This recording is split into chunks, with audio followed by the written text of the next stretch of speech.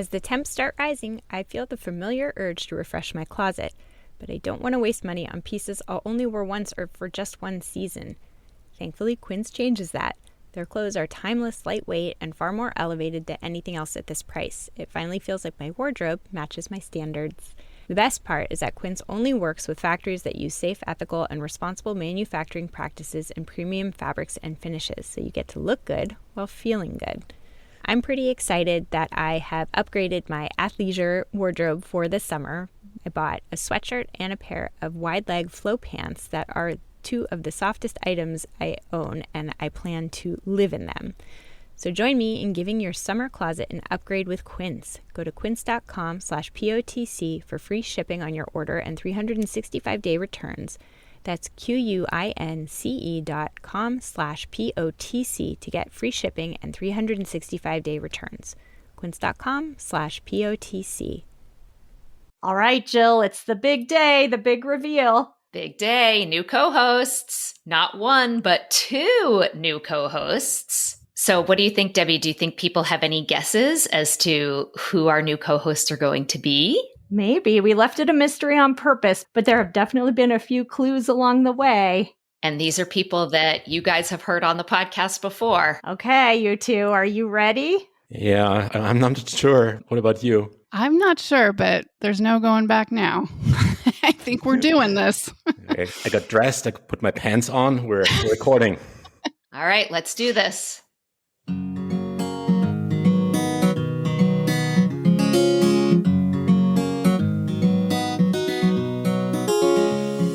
We are four experts in psychology here to bring you cutting-edge and science-based ideas from psychology to help you flourish in your relationships, work, and health. I'm Dr. Debbie Sorensen, a clinical psychologist practicing in Mile High, Denver, Colorado, and author of Act for Burnout, Act Daily Journal, and the Act Daily Card Deck.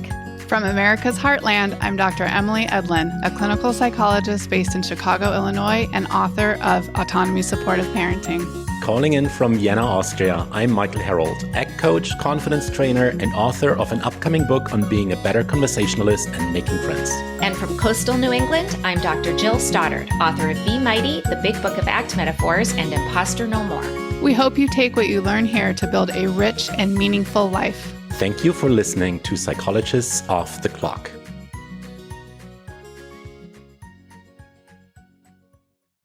So Debbie and I are so thrilled to be doing this episode today where we are introducing our brand new co-hosts to you. And of course, as we talked about in our goodbye episode with Yael, we're all very sad to see Yael leave, and we're really excited about what the future has to bring. And we think you guys are going to fall head over heels in love with our two new co-hosts. If you listen to the intro music, you already know their names and you've heard them before, but we are excited to welcome Dr. Emily Edlynn, who you heard just recently in episode 319 with Yael, where they talked about her new book, Autonomy Supportive Parenting, and Michael Herold, whose voice should really be familiar to you because he's been our strategic consultant for a couple years now. And we've interviewed him in episode 173 about confidence and self-doubt, and he's made appearances on our summit and done an intro with us before. So we are just absolutely thrilled to have them joining us on the podcast. Woohoo! Happy to be here. Very excited. Yeah, it's so fun. We're so thrilled to move into a new chapter of Psychologists Off the Clock and to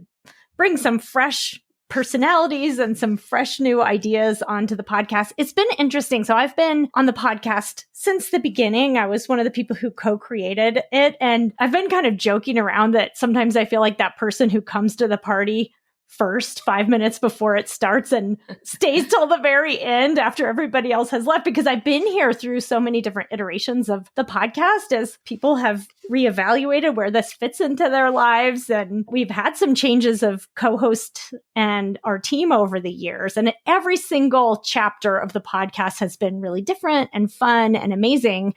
And here we are launching into a brand new one. I think it's really exciting because actually when Yael told us she was ready to move on, at first I felt really sad and I almost was like, should we keep doing it? And then when we came up with the idea of these two terrific new co-hosts who we know and love, and that's part of the reason why they are the ones is because they're both You're going to find out they're both amazing people who are so fun to work with. But then I got to be excited again. And so it helps with the grief.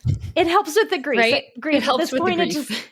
It feels like a new chapter. And so we're really excited about that. And so, of course, Debbie and I were brainstorming and talking about, like, how do you replace Yael, right? Yael's she's irreplaceable, but what do we want this to look like? And even though we batted around a number of different names, Michael and Emily were probably the very first two people. Like, they seemed like the most obvious choice. We had both arrived, Debbie and I both had arrived at their names separately and presented them to each other. And Yael also had the same idea. And so it was sort of a no-brainer, because not only are they brilliant and contribute so much to the field of psychology, but they're dynamic and fun. And we knew that they would make great interviewers and co-hosts, but that also one of the things you guys have heard us talk about in past episodes is how important our team is to us, and that things work really well behind the scenes. And we thought Michael and Emily are going to be perfect additions for all of those reasons. We've known both of you for a while now. I think it's almost like we didn't really know it at the time, but the last couple of years were a little bit of an informal job interview, getting to know you and making sure that we work well together, and we do. And so we're really, really thrilled to have you both join us as co-hosts. So I want to hear how you guys felt when we came to you and presented this idea. I know how I felt when they invited me to be on, and I'm curious if your experience was similar. So to give a little background, I have been writing partners with Yael, and we've been writing our books together for the last couple years. And so I am a huge fan of the podcast. I listen to practically every episode. And she, in one of our writing meetings, shared her news about deciding to leave the podcast. And I was shocked. I mean, I was completely floored, because I had recently listened to the episode where the three of you, it was an anniversary episode. And I remember listening and thinking, oh, they just have the best thing going. And as I had these thoughts of being a co-host at some point, just very abstractly, I remember thinking to myself, it would just mess up their whole vibe.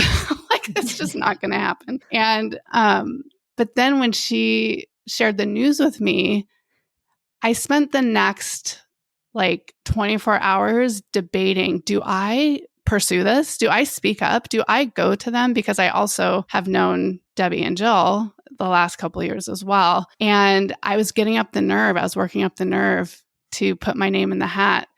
And I was asking about microphone recommendations. And in the response, Jill said, how would you like to put that microphone to use as the newest co-host? And I was just beyond excited and terrified at the same time. But it was a pretty cool story. That was pretty funny from our point of view, because we had been having these behind the scenes conversations about asking you, and, we had really landed on that. And then you send us this email about microphones, and we're like, well, that is really good timing now, isn't it? Should we go for it? Let's do it, quite funny to get that funny email. Because it's very similar to what happened with me, because I was going to start my own podcast. I had been interviewed on POTC twice, and at that point felt very friendly with Debbie and Yael and Diana. So I reached out to them saying, I'm thinking about starting a podcast, but is it crazy? Is it a ton of work? Should I do it? And they're like, funny, you should reach out, because we were thinking about inviting you to be a co-host. So we have this sort of parallel story. And I also was very excited and absolutely terrified. What about you, Michael? Oh, yeah, that was a very emotional late afternoon. I remember I had a Zoom meeting with Yael booked a couple of days. Yael and I would often get together over coffee and talk Ninja Turtles and stuff. And either Yael or I had to cancel that one. And she said, oh, it's a good thing that we have our POTC meeting next week, because there's something I want to tell you. And this was via email, but it had this undertone of dum, dum, dum. And so I'm breaking up with you or something. What's happening? And no, it's is she going to ask me for kidney? Is something going on? It's what's going to happen? And then, we had our team meeting, our regular team meeting, and Yael told me, and I had no hint of that at all before, that she was going to leave And first, of course, my heart dropped because it's my Yael. Like, she's amazing. And my heart totally dropped. It's like, okay, that's a bad start into the weekend. And then I had Debbie and Jill like look at each other and like, hey, who wants to start? Who wants to? And like, oh, here's the next punch. Oh God, someone wants a kidney for sure. It's like, and am I gonna get like kicked out? And then one of you, I think it was Debbie, you started making this pitch of like me coming on and helping out, and how both of you were like thinking of me very early on. And on one side, I don't know if it was true, if it was just my ego recording it that way, but like trying to convince me to come on board. And I wasn't saying anything. And the reason I wasn't saying anything was because I was holding back tears. I was like, I can't like say anything. And then at one point, I think for some reason, we were talking about Yael's curly blonde hair. And you said something like, Michael, you will have to get a blonde wig. And so that was my kind of like foot in the door. I said, like, guys, you had me at blonde wig. Like, I'm in. Still have to get the blonde wig.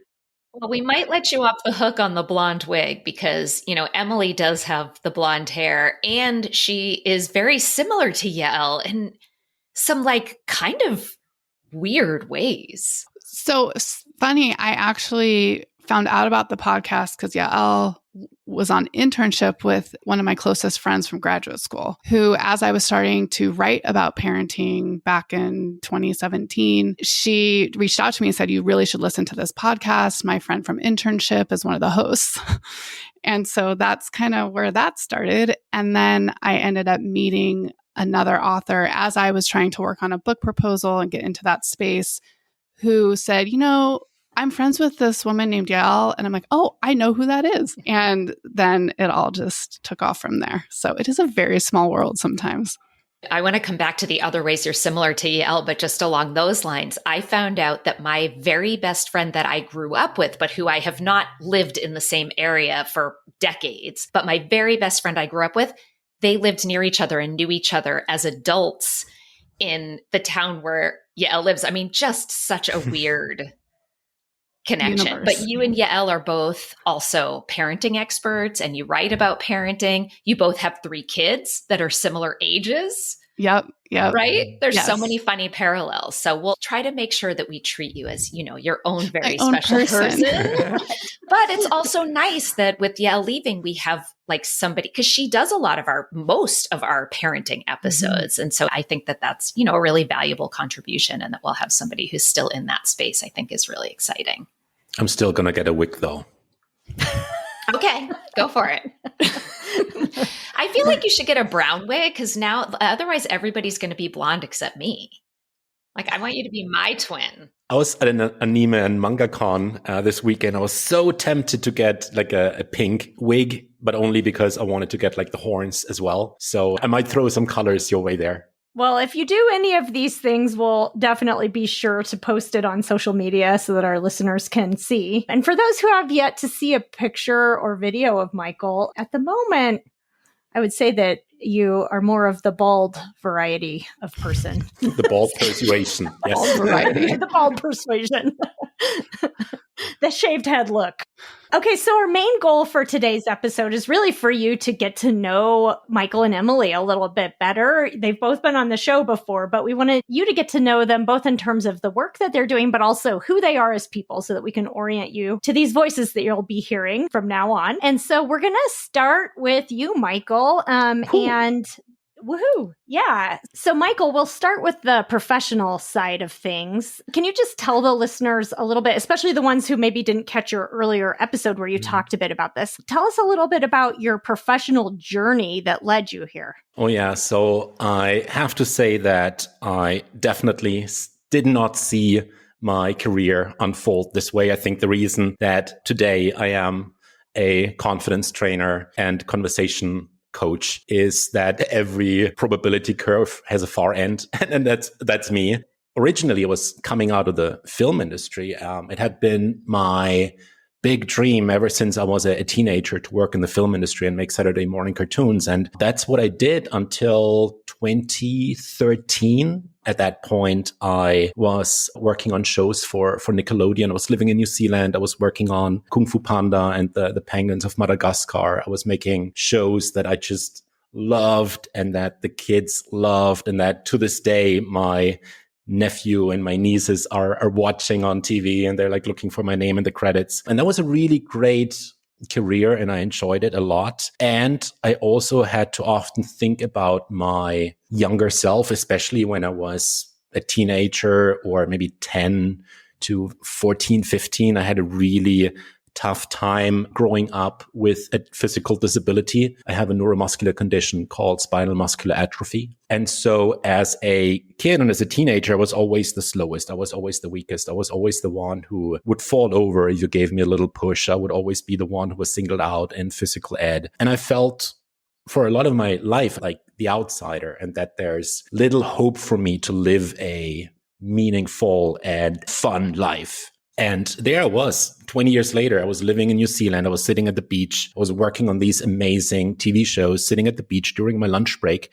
And I realized that I can take my life into two directions here. I can either keep working in the film industry and, travel the world and work on these amazing projects, or I could turn this around and help people that are in my situation to go after their own dreams and what they wanted to accomplish. Because the insight that I had was that if my 10-year-old self would see me sitting on that beach, knowing what I'm working on and what I'm doing with my life, and that my next hang gliding appointment is 2 weeks later, if that kid had known about this, his life would be completely different. And I can't, of course, go back and be that mentor to that little kid, but I did realize that I could be a mentor for other people and help get them moving towards their goals and kick their butt a little bit. Because if you're using a wheelchair, it's really easy to kick people's butts because you kind of take a lot of their excuses away.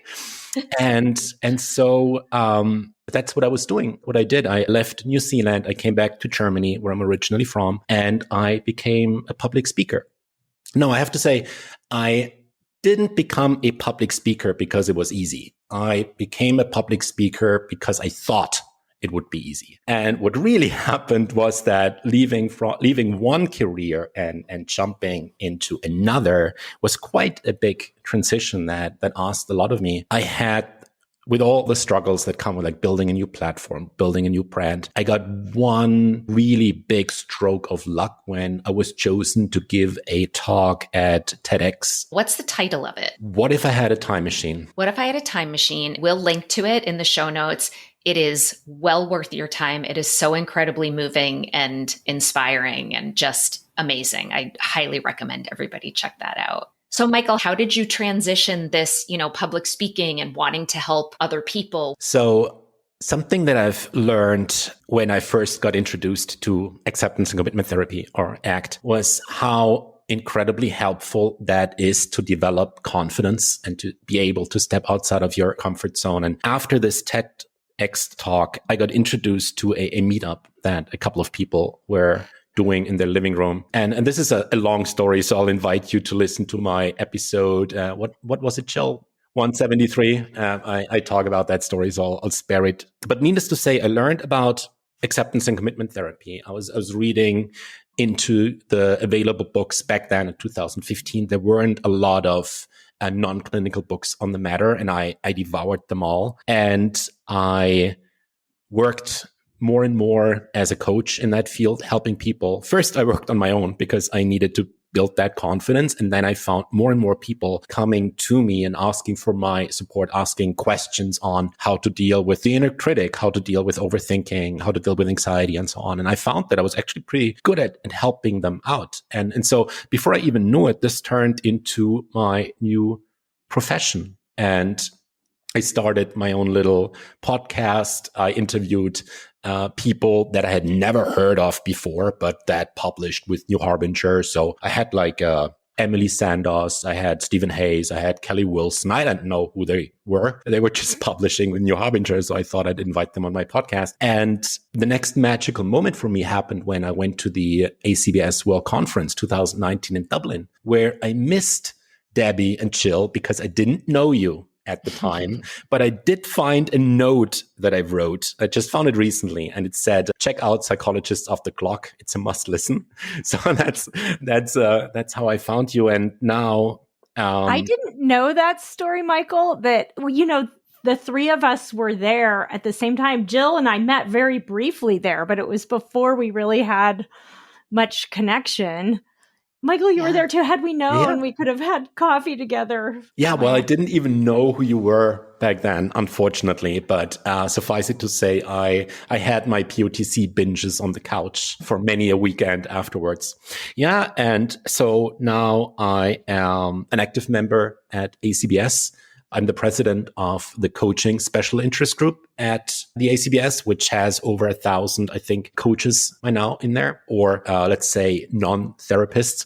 I also co-founded the ACBS affiliate here in Austria because we didn't have one. So I wanted to bring more ACT people together. So a friend and I, we founded that chapter. I'm also the head coach at The Art of Charm, which also has its own big podcast. And over there, I am training people in confidence and conversation and finding friends, making better small talk, and being a better conversationalist and person all around. So if we have listeners who wanted to find you to work on some of those things, where would they find you? Oh, they would find me at my website, herold.coach. We'll put it in the show notes and you can find me there. It's funny because all this time, Michael's been helping us as our strategic consultant, and he's been on our podcast, and he's been on a lot of Art of Charm episodes as well, and working on the Art of Charm in a number of capacities. And we have these kind of cousin podcast people where we are friends with them and they're friends with us. And we sometimes go on each other's shows. And it's kind of cool. I think Art of Charm fits that bill in large part because of you, Michael. And I know Jill's been on, and we've had a lot of overlap between our two podcasts. And AJ's been on our podcast. That's right. AJ's been on ours. And now we're grabbing a little more of Michael for ours, but you'll still continue with them as well, right? Absolutely. So, Emily, let's kind of turn over to you now. You're a little bit of an unknown figure here because you've been on once, but our listeners won't be as familiar with you and with your professional story. So, what was your journey to get to where you are today and to get to be a co-host? So, I don't know how far to go back. I won't bore you with my childhood in Encinitas, California, but I'm a San Diego native, and a little shout out to Jill's time in Carlsbad. And I kind of have a pretty straightforward path in academic psychology. I have my PhD in clinical psychology here from Loyola University in Chicago. And the most interesting part of my story is I did make a huge career shift in 2016. So there was a really big pivot that I took as a person, as a mother, as a wife, as a psychologist. So my background is in actually pediatric health psychology. So I'm a clinical psychologist, but my specialty is working with kids, teenagers, and families managing medical conditions. And so I spent 4 years at Children's Hospital Los Angeles working on inpatient pediatric palliative care, which was very intense. And I was hired right out of my fellowship. It was my first job. And I was tasked with creating this brand new service for this huge hospital. So it was a really big undertaking. It was also when I had my first 2 children. So that convergence of this really intense position and work, along with becoming a mother, really imprinted on me quite a bit. We then moved from Los Angeles to Denver, and I was at Children's Hospital Colorado and under the University of Colorado School of Medicine. So I was doing the whole traditional research and supervision and teaching and clinical work, and I was the director of a program there as well. So I was very much on this traditional path where there were clear metrics for how to get promoted and what that means. At the same time, I now had 3 children and I was completely burning out. I mean, I give everything to my work, and this work was so intense that I just had nothing left to give when I was home. And I should mention my husband, we met in graduate school, so he's also a psychologist, and his specialty is working in juvenile justice and forensics. So we are not doing light work. Hey, side note, someday maybe we'll God. talk you into an episode on what's it like for two psychologists to be partners, because that always intrigues me. And to be partners and parents together who were both trained in child psychology. I want to interview your children about what it's like to have two parents who are psychologists. They're not available for comment. Yeah, like our listeners don't see this, but there are two children in the background, like tied up and gagged. So Yeah, right. He's joking. Just don't come after us. Don't call anyone. So in 2016, my kids were 1, 4, and 6. And my husband got this great job opportunity that would require relocating back to Chicago. And it was a huge decision. And it also meant a big career opportunity for me, because I knew if I continued my path, the days would be so long with the commute and the intensity. I just kind of knew by then, as a mid-career psychologist with 3 kids, how this was not working. And so that's when I made this huge change to starting to write and to really dive into the world of parenting guidance. As my own experience as a mother, I was incredibly disappointed with what was out there and how non-scientific most of it was. And so I really just became passionate about more science-based parenting guidance and more compassionate, realistic parenting guidance. And so here I am today, and I work in a private practice. So I'm still working with kids and teens and parents and real life, what they're going through. And I spend the rest of my time writing. And I, have been through a lot of phases, but this is my first podcast. And can we talk a little bit about all of the places your writing has appeared? Because all of us do a little bit of writing, right? But there's like a difference between publishing a blog and the kind of writing that you've done. I know you're very humble and you probably don't want to be like, oh, let me give the list of all of the places. But really, do you mind like sharing some of the places, including your regularly appearing? Sure. What's the word I'm looking for? Regularly appearing column. Yes.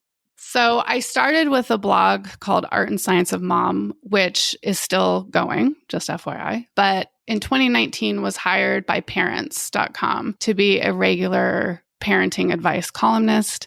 And that has been so much fun. So I would field questions from readers about just real life parenting dilemmas and give my opinion. It's so fun to have my own opinion out there. Your opinion, but your opinion that's steeped in science, because you know all the data behind, how to manage these issues. And it gave me opportunity to really put nuance out there on a national platform of it depends on these factors. There's not one right answer. And this is how to think about it instead of here's your solution. So I really enjoyed approaching the column that way. I've had a couple articles in Washington Post, Scary Mommy, Motherly, Good Housekeeping. I just had a piece come out recently in Good Housekeeping. So those are just a few of the outlets, but she's legit, you guys. She's legit. And then, of course, your new book that just came out, Autonomy, Supportive Parenting. And even that, similarly, it's not, this is what you do, this is what you don't do. It's really like a framework for how to think about going about making some of these choices. There's like a lot of process element. Yes, I basically wrote the parenting book I would want to read of like, here's how to think about it and be flexible and be kind to yourself. I'm really passionate about parents being nicer to themselves.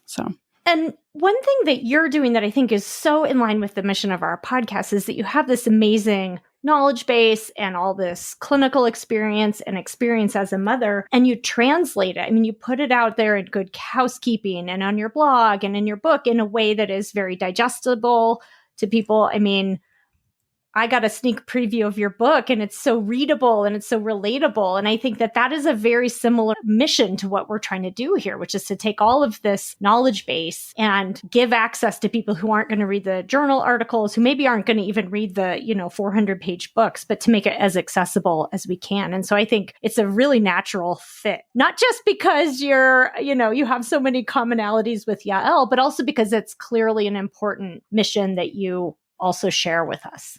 Yes. And I am also an incredibly avid reader. I was an English major. My whole identity growing up was the writer. And to now be able to read books and talk about them with the author, it's like a dream come true. So that's really cool for me. Well, and what's our tagline? It's like sharing science-backed ideas from psychology to help people thrive. And that's what your writing is about. And that's what the podcast is about. And that's, of course, one of the biggest reasons we thought you'd be so great on the podcast. All right. So we've talked about like all the professional stuff you guys do, which of course is impressive, but let's get to know you a little bit more personally. Like, tell us something about your hobbies or your passions, or like, I don't know, something interesting that maybe other people don't know about you that you want our listeners to know. So I feel like my hobbies are blatantly obvious to anyone who's ever stepped foot into my domain. The only thing that doesn't give my hobbies away is like the background I have for these video calls. My hobbies are best described with me being like a 12-year-old with a credit card. That I think describes it really well. So I actually made this little self-reflection exercise 1 or 2 years ago where I was asking myself, like, when was I really happy? What were some like smiley moments? I'm not necessarily talking fulfillment. I was like just smiling and laughing and losing track of time. And I found when I was a teenager, I had a remote control car that I would work on every weekend. I would play a lot of pen and paper games, role-playing games with my friends. And I loved video games. And I thought, hey, like, you can do whatever you want. You're an adult now. You earn your own money. So I've revived a lot of these hobbies. And my best friend and I, every week we're meeting up and we're taking our remote control buggies to the park, preferably where no kids are around because parents get a little bit annoyed when you hit them too often with a car. I have my Dungeons&Dragons group that I'm playing with every 2 or 3 weeks. I like painting and going out and drawing stuff. And all things PlayStation that are fun and go boom. Don't we both have a love of Legos, Michael? My kids are into Legos, and there's this part of me that just wants to buy one of those really fancy Lego sets for myself. So when the pandemic started, the first lockdowns here were over, I headed out to the toy shop, which is 2 meters away from my apartment, which is both brilliant, but also expensive. And I just got every single Harry Potter set that they had there. And it was a little bit surreal because, you're all parents, so you know what it's like to take your kids to the toy store and they're like walking around and have this decision making.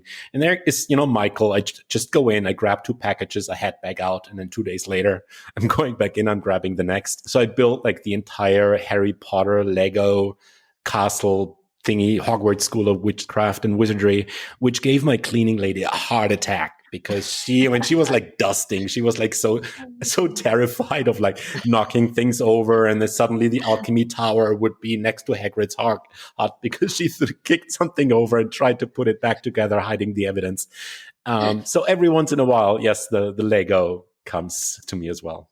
You definitely add a unique, I think you're a little outside the mold of the other co-hosts in some ways. You're over in Europe. You're not a middle-aged mother of multiple children, American psychologist. So yeah, I appreciate that about you, Michael. You're bringing your own element to things. And even diversity in hobbies. I'm listening to all the things he's interested in. And I'm like, oh my God, I'm so boring. If you asked me this question, I'd be like, I read?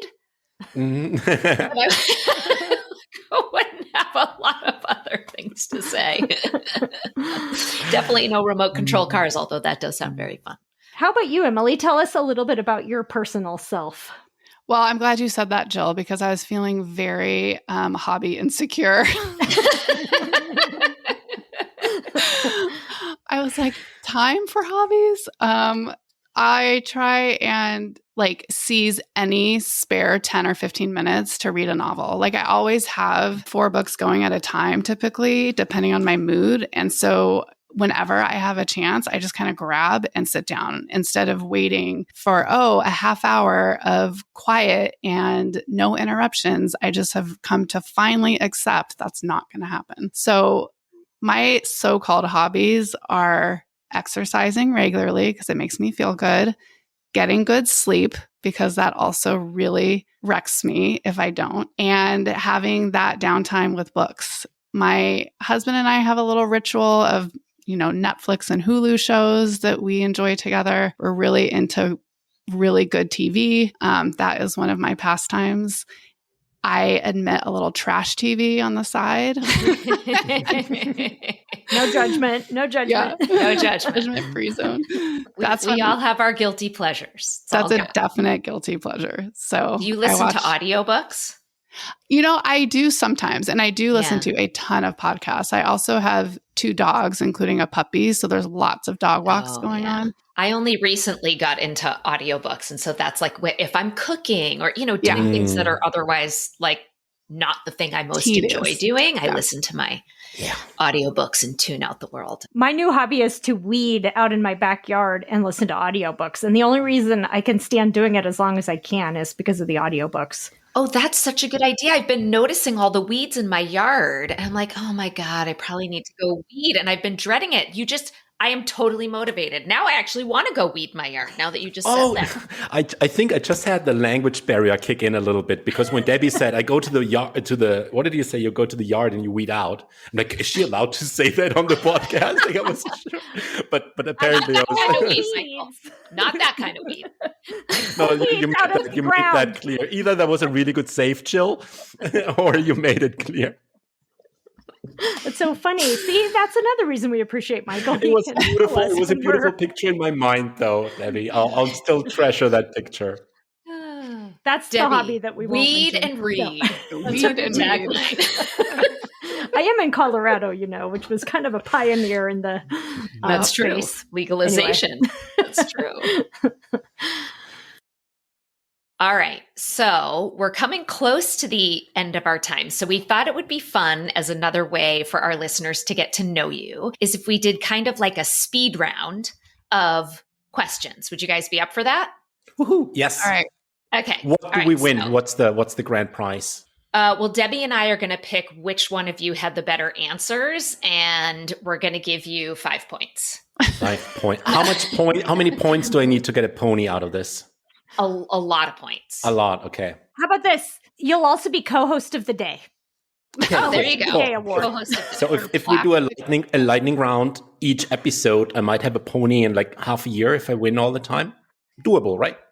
Yeah, let's go with that, Michael. Okay, the first question is, what is your favorite book of all time, or what are you reading now? Because sometimes favorites can be hard to identify. I'm reading The Love of My Life by Rosie Walsh, which is a real page turner, and I'm loving it. It's a perfect summer novel. It's a little bit of a thriller, suspense. Oh, those are my favorite, like psychological thrillers. Yes. Okay, I'm writing it down and putting it on my to-read list. Love of My Life. Who's it by? Rosie Walsh. On it. Yay. I cannot do a favorite book. Too many. Yeah, too many. Same. So I'm taking a shortcut here. My favorite book series is Terry Pratchett's Discworld series. It's like 44 books or so, and I must have read them 5, 6, 7, 8 times. I'm cycling through them like once a year, and they crack me up. I met him once, and I told him that every time I'm down, all I have to do is pick up one of his books and read a page, and I'm feeling good again. Oh, that's why books are awesome. Debbie, how about you? Well, I got this inexplicable urge to read The Stand at the start of the summer. I think I wanted a thick novel. I think like post-pandemic. I don't know why. I was like, I'm going to read a really long book about the pandemic. First of all, it's a good book, but there's some problematic elements. And also, I keep stopping to read other books. So it's just taking me forever. I've been reading it like all summer and I'm only halfway through. But reading, I used to love Stephen King was when I was a kid, and I haven't read any Stephen King in decades. So kind of fun to go back. How about you, Jill? I'm going to tell you my favorite book, and I'm going to cheat a little because I have two, but like really my favorite book is called Still True by Maggie Ginsberg. It is gorgeous. The characters are amazing. My other favorite book, and I have to tell this one because I have a story, is Lessons in Chemistry by Bonnie Garmis, which hundreds of thousands of people have read. But I was so moved by this book, and I found out that this was her debut novel, and she is 65 years old. And I felt compelled to email her just to say, I'm a nonfiction writer who is transitioning to fiction, and I feel like such a fraud, and I'm so inspired by you that you did this at your age. And she wrote me back, and it was, I need to print out and frame this email. I shared it with Michael. Like in the email, she said something like, I looked you up and you have such an impressive career. And I was like, what? And I fan out over, authors and writers way more than, movie stars and things like that. So it was really, really meaningful to me and like gave me a lot of that kind of motivation to push through my own imposter syndrome. She's awesome. Big fan. Okay, next question. Speed round. Barbie or Oppenheimer? Emily. Barbie, because I haven't seen Oppenheimer because I don't have 3 hours to go to a movie. Michael. I haven't seen either, but I'm going to go with Barbie simply because when you live in Vienna, Austria, you're such a part of that history when you walk down the streets that I think Oppenheimer is going to hit a little bit on the painful memories. This is kind of like historical thing. Jill. Barbie. Just went yesterday. Loved it. Can't wait to see it again. What about you, Debbie? I'm on Team Barbie. I want to see both, but I saw Barbie on opening night because when I found out that Greta Gerwig was the writer, and also I did play with Barbies as a kid, and my kids did / do. I went on opening night because I was kind of obsessed with it. But hopefully I would like to see both, actually. Yeah, same. Okay, next one. What would you be in a different life? So if you could be anything that you aren't now, what would you be? Michael? Wow. That is a really difficult question. I'm going to go with eagle.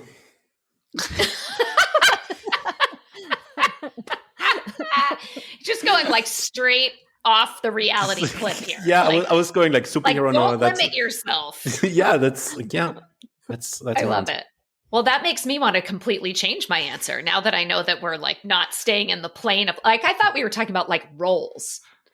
I went through all of those. I'd be a physicist. You're like, nope, I'd be an eagle. Yeah, because every other role is like, nope. So I figured, why not go there? Oh my God. What about you, Emily? This is going to sound so boring compared to eagle, but I've always wanted to be a hip hop dancer. That is not boring at all. That's amazing. I love dance. I have always loved dance. It mortifies my children, but even they admitted at a wedding recently that I am a good dancer. And yes, that's and they big. are 13 and 11. Yeah, that's big. Wow. Yeah, huge. That is praise. That's basically the Nobel Prize in dancing. Right? I need to go like start taking some classes again and end up on stage with Beyonce. Totally. We may need a video of this for the podcast social media at some point. I'm just saying. I don't know, maybe if we get like a certain number of downloads. There you go. That's a great idea.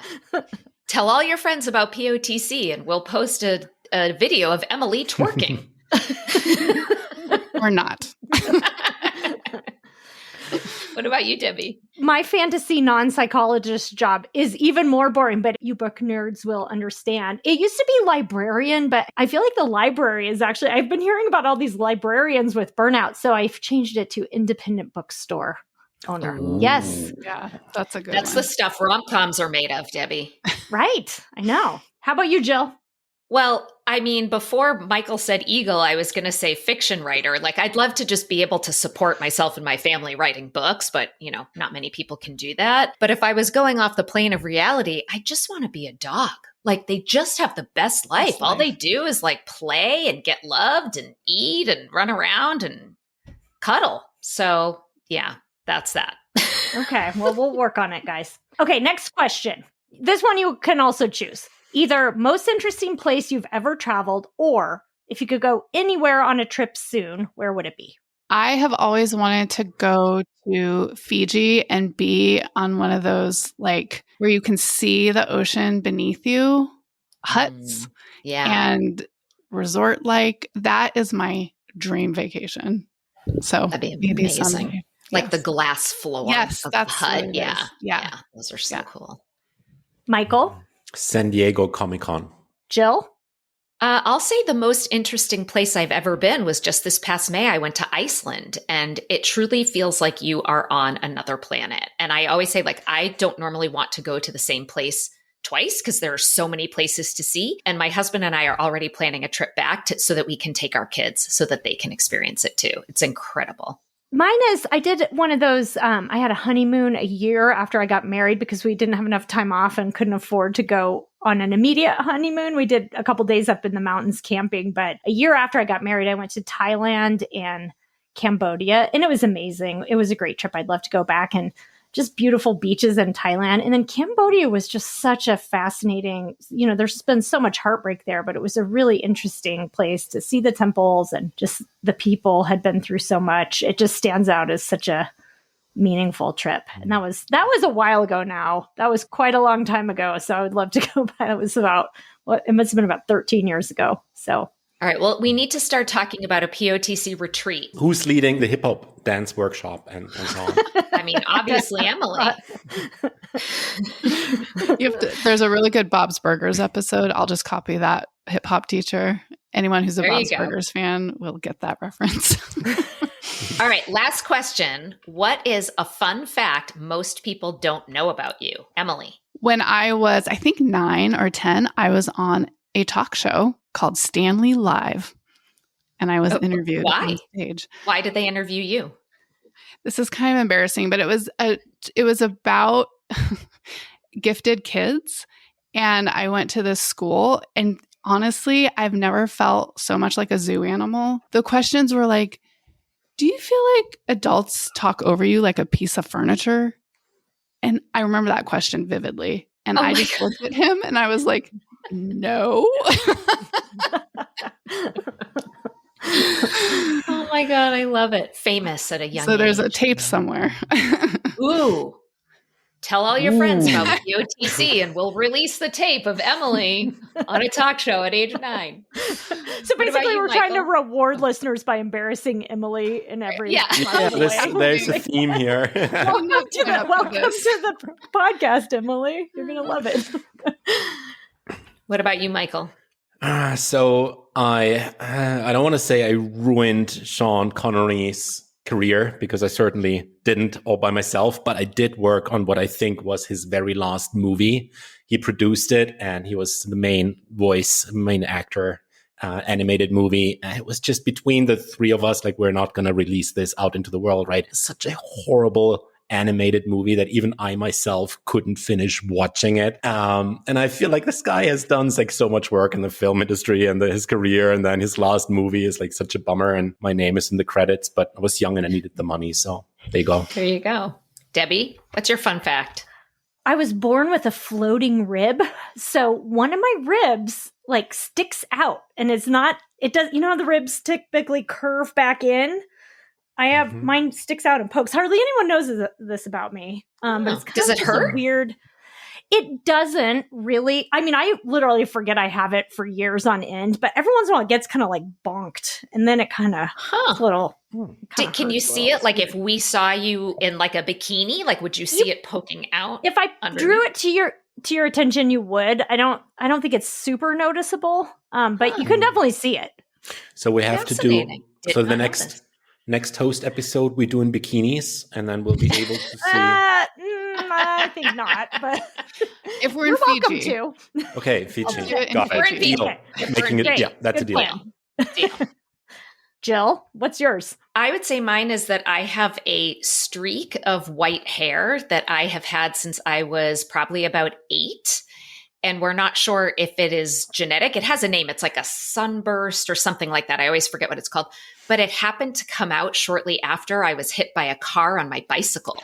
Wow. And so some doctors have speculated that it could be because I didn't have a head trauma specifically, but that sometimes it can be caused by a trauma, like a physical trauma. But it also, my aunt has one like in the back of her head. So it could also be genetic. It's a mystery. Wow. And I used to get made fun of when I was little. They'd call me skunk. But now I love it. I think it's like a cool, unique little thing that I got going on. Nice. All right. Well, that's the end of the lightning round, and we're pretty much up at the end of our time here. So why don't we end by each of you telling us what you're most excited about for this next chapter of POTC as co-hosts? I'm just really excited, first of all, of course, to work closely with Emily and to work even more closely with Michael. I think that's going to be really fun. And I'm just really curious what they're going to come up with for episodes, because we all just kind of do episodes that we're interested in and just see what comes our way. And so I'm really curious to know what's coming.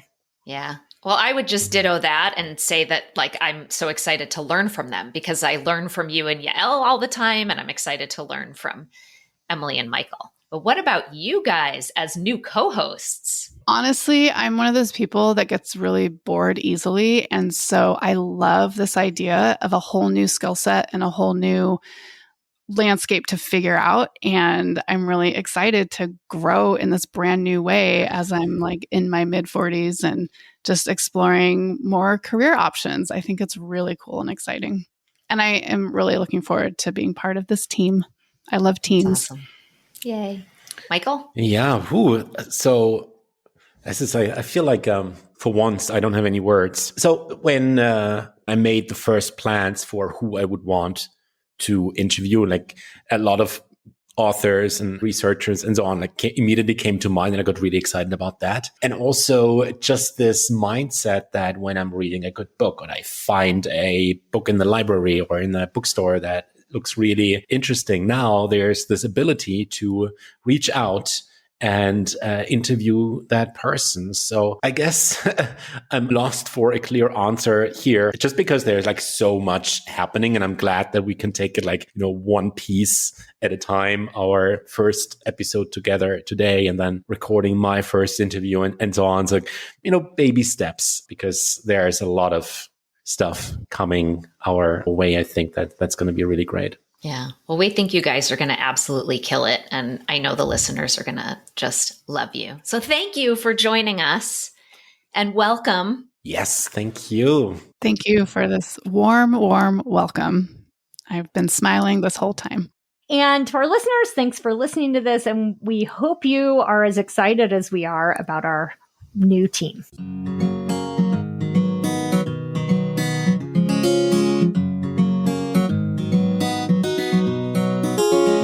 Thank you for listening to Psychologists Off the Clock. If you enjoy our podcast, you can help us out by leaving a review or contributing on Patreon.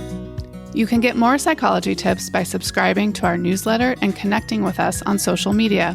We'd like to thank our podcast production manager, Jadine Stout-Williams. This podcast is for informational and entertainment purposes only and is not meant to be a substitute for mental health treatment. If you're looking for mental health treatment, please visit the resources page of our website, offtheclockpsych.com.